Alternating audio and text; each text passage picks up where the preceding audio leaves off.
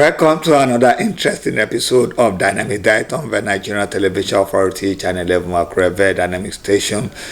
This is a program that we bring to you every Saturday morning to lighten up your weekend and to give you information, to entertain you, and to educate you on issues around you and issues that concern our nation generally. And sometimes we delve into some global issues of global concern.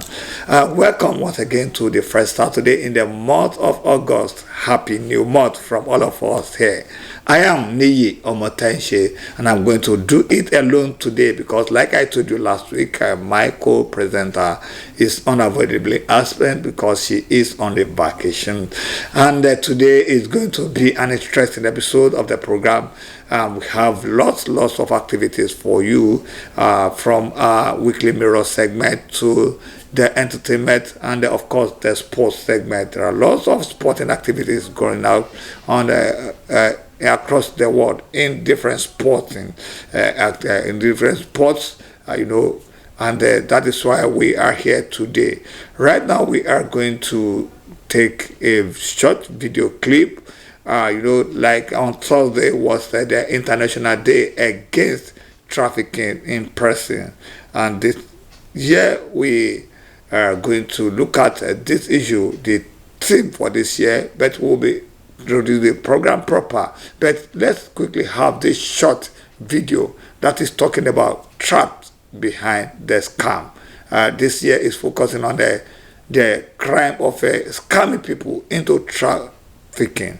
All manners of promises, job, and the rest, and eventually people meet themselves in being trafficked. So we're going to look at that. So let's quickly listen to this short video of a goodwill message by the Chief Executive of the United Nations Office on Drug and Crime, UNODC. Please don't go away.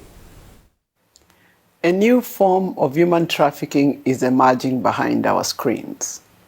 This transnational crime involves sophisticated scam operations, where criminal networks deceive, recruit, and exploit vulnerable men and women into carrying out online fraud and other illicit activities. It is estimated that more than 220,000 victims have been trafficked into this scam industry in Southeast Asia alone. Once trapped, they are subjected to threats, abuse, and in many cases extreme violence, while being forced to scam millions of innocent people worldwide. These activities generate billions of dollars in illicit profits, which go on to fuel corruption and money laundering. And with the use of modern technology and artificial intelligence, criminal networks now operate with ease across borders and throughout the digital realm. What began in Southeast Asia has spread to Africa, Europe, Latin America, and beyond, creating a truly global security threat. That is why we need a united and coordinated international response. At United Nations Office on Drug and Crime, we are uniquely positioned to support that response. We are training criminal justice actors and frontline responders to investigate and prosecute this crime. We are carrying out research to identify evolving trends through our global report on trafficking in persons. And we are using our convening power to connect governments, tech companies, the private sectors, civil society, and survivors. Early this year, the Global Fraud Summit brought these stakeholders together to call for stronger action. We now have a collective responsibility to answer that call by dismantling the criminal networks that profit from this human suffering, by bringing to justice the perpetrators and masterminds who orchestrate these activities, and by restoring the dignity of survivors and victims who have been caught in this web of exploitation. As we mark this year's World Day Against Trafficking in Persons, let us act decisively to end the scam business and free those trapped behind it for the sake of our common humanity. I thank you. On this World Day Against Trafficking in Persons, there's one thing I want people to remember. Behind many online scams are people who were promised jobs and a better future. So many believed they were traveling for legitimate work. Instead, they were deceived, trapped, and forced through violence and coercion to scam others. They're victims of trafficking. They deserve protection, not punishment. The more we understand how these criminal networks operate, the harder it becomes for them to deceive and exploit their next victim. Because understanding this crime isn't just important today, it helps stop more people from being exploited tomorrow.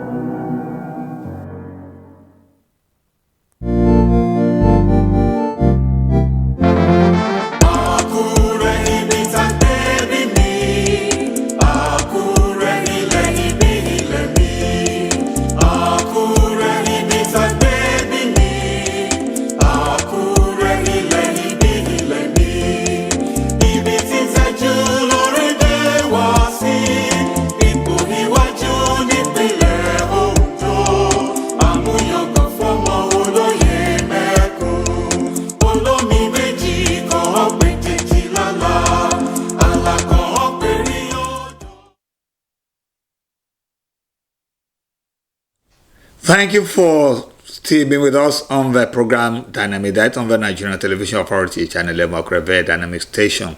And like I told you before we played that short video for you, that we are going to discuss the International Day Against Human Trafficking in Persons. And this year's theme is trapped behind the scam. And this morning I'm having my guest that will be joining us virtually. My guest this morning is Pastor Emmanuel Adaramola. You're welcome to the program, sir. Thank you very much. Good morning. Yeah, good morning. It's nice having you once again. You have always been a regular on this program. Thank you for always being there for us. Yeah, it's a pleasure. Well, right now we are going to talk about the International Day Against Trafficking in Persons that is observed every 30th of July. This year's theme is Trapped Behind the Scam.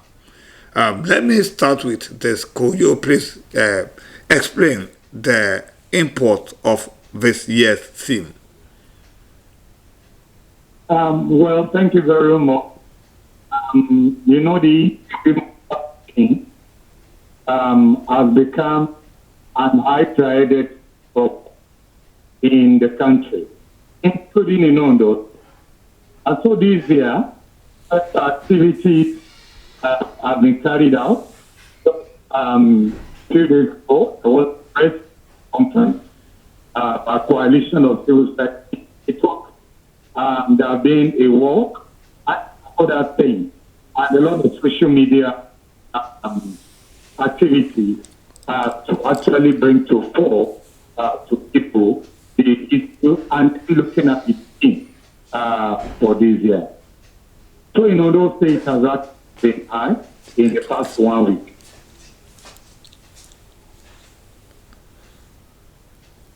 Hello.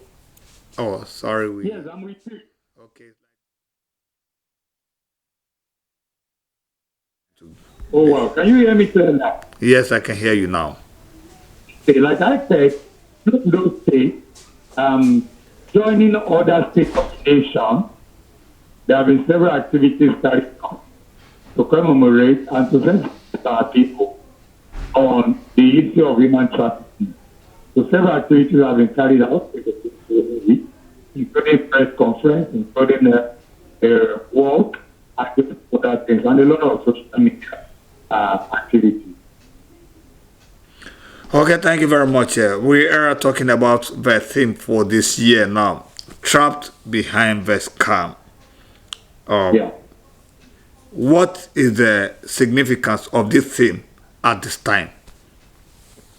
You know that when we talk about scammer in Nigeria is not of money, scam people, corruption.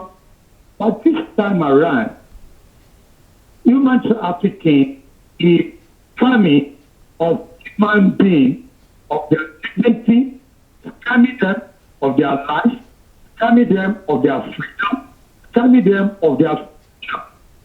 So, but beyond that scam, theme for this year is looking beyond the action of scammers and then looking at survival, looking at preventing the scammers who are the recruiter, the human trafficker, looking at beyond their action and then looking at survival, rehabilitation, reintegration, and different other things. And also bringing to fore the action of the human scammer, that is the human trafficker. So that is what the thing is actually looking at this year, mobilizing our people, all time, institutions, individuals, public organizations, social organizations, to keep us together as prevent human trafficking and as well look at the curative aspect of human trafficking, that is the survival aspect, bringing them back into the mainstream of the society, and therefore them fulfilling their destiny. Well, thank you very much for that. But right now, let me ask, one of the major channels through which these scammers traffic people is by luring them through job opportunities. How this transnational organized crime groups, how do they use this channel to lure people? What everybody wants a better life. That is why in Yoruba, money or somebody that is having a barbing salon will still be looking at expanding the salon to some other area of it. So the same thing is what traffickers, the scammers, now exploit to get people who want to better their life, get better job, increase their income, better their family. They now explore that human need by deceiving people. How much are you earning? That's the question they used to ask. For instance, sometimes ago, in the area, a lady was working in a guest house, earning 25,000. That was years ago. A guest came from Edo, Benin precisely, to lodge in that guest house. And then asked this lady, how long have you been working here? How much are you earning? She said, I'm earning 25,000 naira, and I've been working for about 9 years. So why can't you move forward and go to a place where you can be earning about 1,000 naira? Who will hear that kind of opportunity and the ear will not tingle? And that was how that lady received to Mali, telling her she'll be earning 100,000 naira monthly instead of 20. And they now told her, one, because generally doesn't want to problem. She left for Mali, they paid for her way, but getting to Mali, it was sex body. They put her and forced her into sex work, into prostitution. And she did that, raising about 1.5 billion in naira for the person. And the person that took her from Akure here did not even follow her. Just gave her a phone contact. He made somebody in Badagry. The person crossed her to be handed her over to somebody. Just on and on like that. And so it is exploiting the desire, the innate desire in human being with her life. So that is the way they use. Much of them coming in the name of traveling agents, in the name of employment agency, job placement agents. Some of them even go to radio stations. Some of them use the social media to recruit people to get them into that work. Wow. And defeat them into slavery. Now, let me ask this. How would you describe the daily life of someone trapped in this camp? How does it look like their daily life? You mean when they are trapped already? When they are trapped already, the horrendous experience they pass through. How will you at least kind of give a kind of picture of what it looks like? Okay, well, we have survivors that he left Africa and traveled for 2 weeks before getting to Mali. In Obese, sometimes ago we had a case of 3 teenage girls from Obese. They were trafficked to Cote d'Ivoire. They were on the road about 9. They even got to Cote d'Ivoire before they are already outside Nigeria. And now, on the road, always a very difficult thing. Some of them will have to stay in the bush for days, for the road to clear, to avoid security agents and the like. Now, getting to the place, the first day is always a good job. They welcome them, feed them with food, feed them water to bath and the like. And then by evening, they now give them condom, give them torchlight, give them skimpy clothing, give them a cage, a 5-liter cage. And they now tell them that those that work this evening. They say, which supermarket am I to work? Why do I need condom in the supermarket? Some of them they will tell them you are going to work at the stylist in the salon. But they now tell them, no, there's nothing like that here. You are here to actually go and work. And some of them, when they said, no, that wasn't what they told me, they said, well, you have to do it because I spent 1.5 million naira or 1.5 million sefa to bring you here. So give me back my money. I'll pay you back. And this is somebody that doesn't do anything. That doesn't have any amount. That doesn't have any contact. So maybe they will collect their phone and ensure that they from having interaction with them. So when they refuse, then in the room, no water, no food. And then by the third day, they will tell you that we go to kill you. And if he's still stubborn and it is declining doing the sex work, some of them will have record that they will bring about 4 times. This somebody that have not eaten for the past 2 days, that who is weak, 2, 3, 4 men, rape them serially. And so by the time he got to a point that the girl realized that about going for it, she pretend and I agree. And that is how a lot of them get involved in the work. And unfortunately, some of them have relationships, sex relationships with as high as 10, 15 men in a day. And the thing will be collected. That is on there. And unfortunately, many of them, they are Nigerian women. They are Nigerians from notably from states like Edo, Delta, Anambra. They are the team, they are the people that actually do this. And they have that in villages around. They are in different places.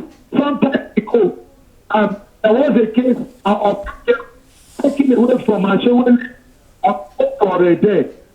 That girl walked across it. One of them remit 2 million sefa. About the currency in Nigeria, 4.4 million.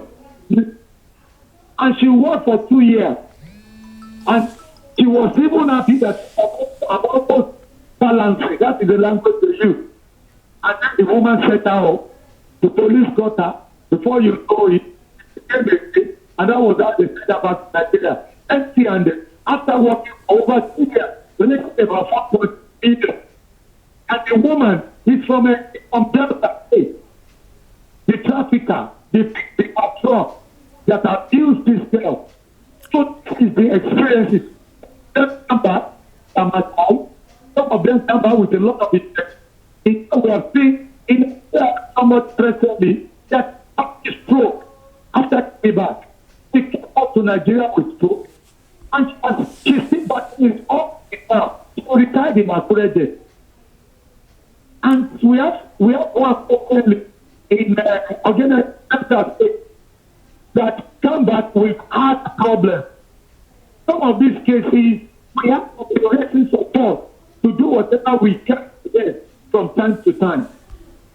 So these are some of the things that they go through when they are trafficked. And I want viewers out there to listen. A lot of people that say, come and go to Burkina Faso, you're going to be selling gold. Come and go to Senegal, come and go to Kedugu, Senegal, come and go to Mali, come and go to Ghana, come and go to Benin Republic, Togo, come and go to Gambia. It's all a room. It's a lie. And unfortunately, we have my girl that their parents think that it's dead. They are dead already. Wow. They can never come back. Wow. We have some girls on the street of Kedugu in Senegal that are already mentally on the road. These are some of the experiences. Wow. What a pathetic and horrendous experience there that you have just explained. But I feel emotional at this point because seeing what our young men and women pass through is very, very pathetic. Now, let me ask them. You have explained how some of those things happen, but what is the magnitude of this? You know, some people might think, oh, it's not that serious. It's not. People are not that much involved in it. What is the level of the prevalence of this act? Well, you see, in the past year, states like Edo, Delta, Cross River, Akwa, they are highest record. But that's for Nigeria. And then we have Kano at Kafina, at the high data. Kano, Kafina, on to Oman, Saudi Arabia, Meru, and the like.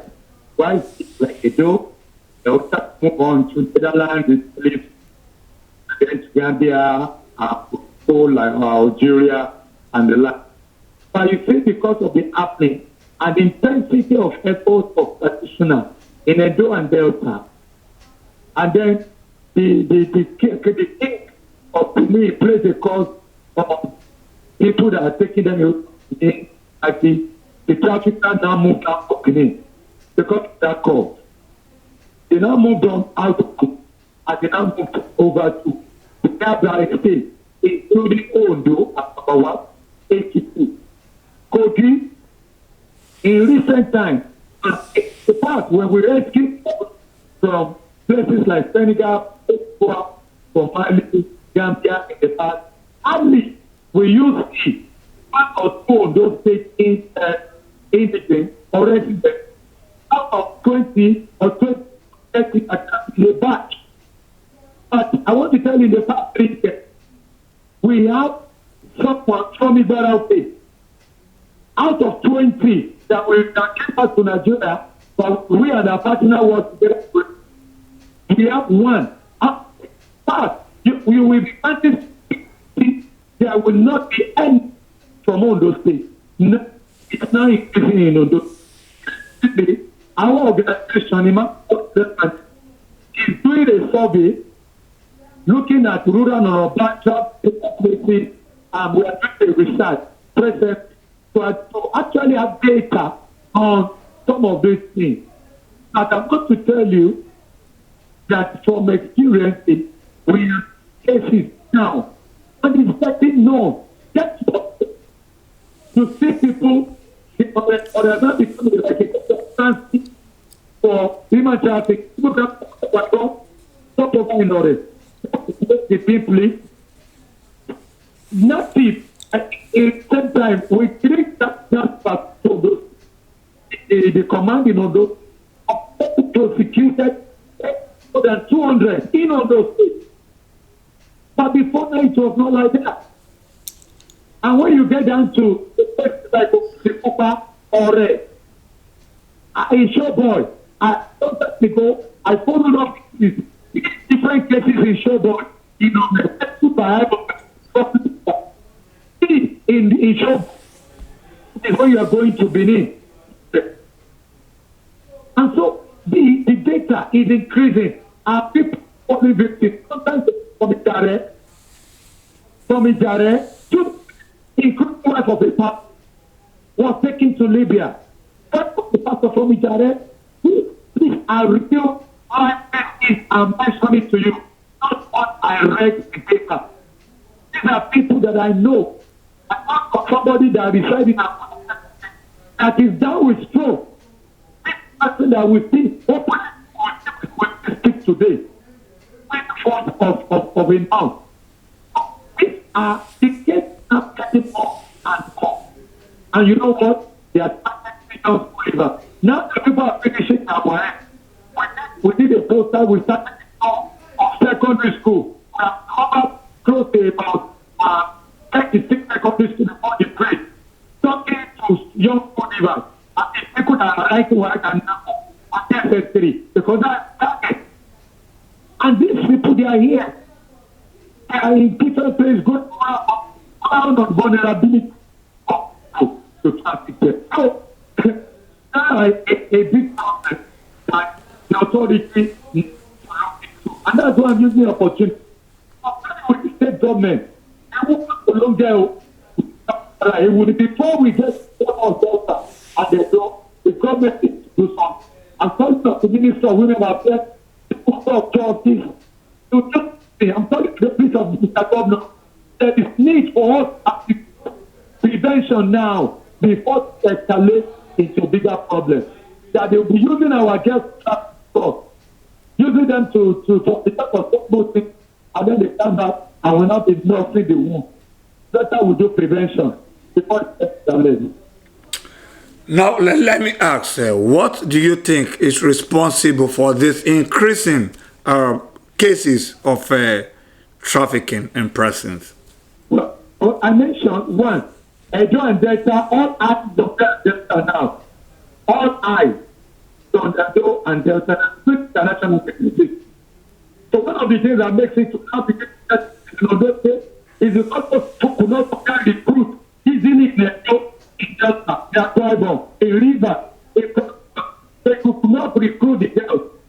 Now, they moved down to Vatican and they see it as one. That's the point. Secondly, is the economic empowerment of people. A lot of households are battling poverty. There is need also to take that. That's one of the factors. And then three, is it ignorance. People don't know the right position.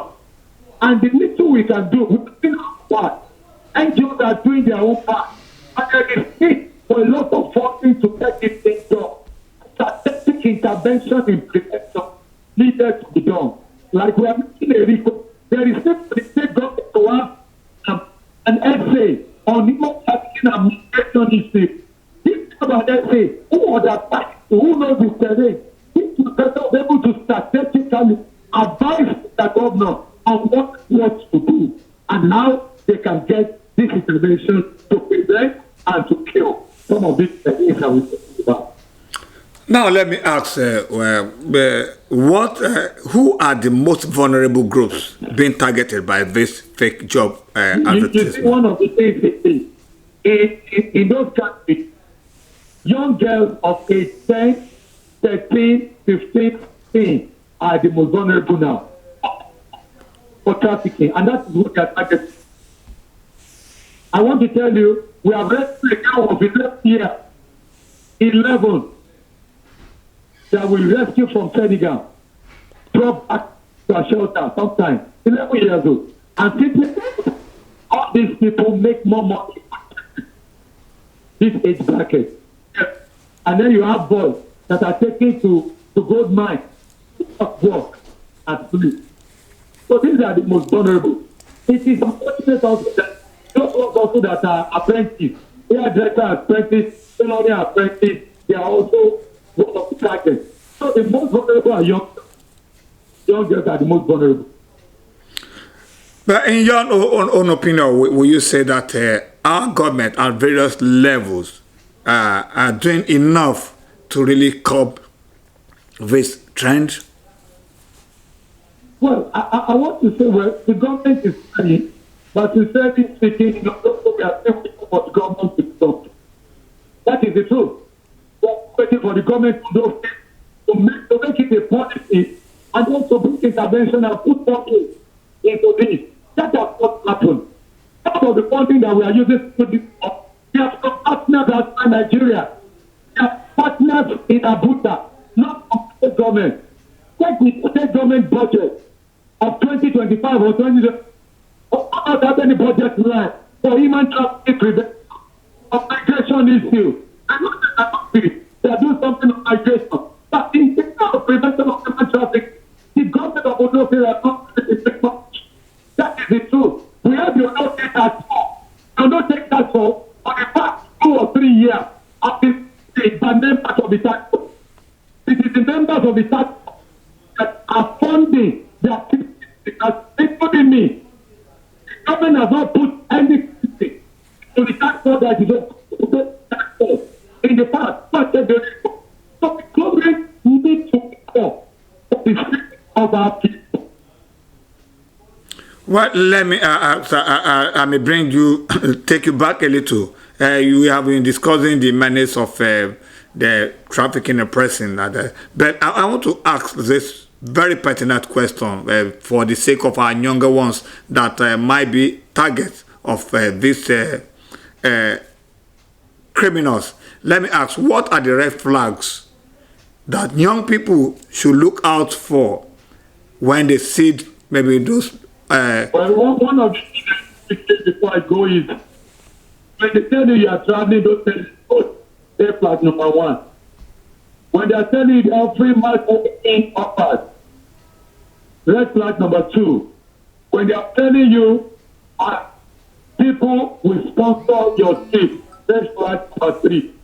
Just to understand these 3 red flags, please don't dabble into it. Now, beyond law enforcement, what can communities, churches, schools, parents do to prevent young people from falling for these traps? One of the things is this: we need to talk about it. When you see something, don't hide and don't pretend that for me. The churches, the mosques, we need to make one of the preaching in churches. Why the government is also doing something in their funding, programming, and the like. And the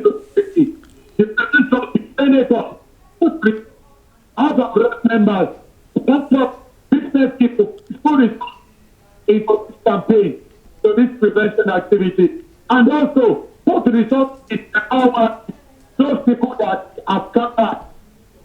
Put resources into empowering them, into helping them to get back to their feet. Thank you. Well, thank you very much, Pastor Emmanuel Adaramola, for being my guest this morning, the Executive Director of Emmanuel Children Foundation. Thank you for being my guest, and I hope that when next we need you will be available for us. Well, on that note, we are going to the next segment of this program now, which is the entertainment segment as prepared by Toluwanimi. Please don't go away.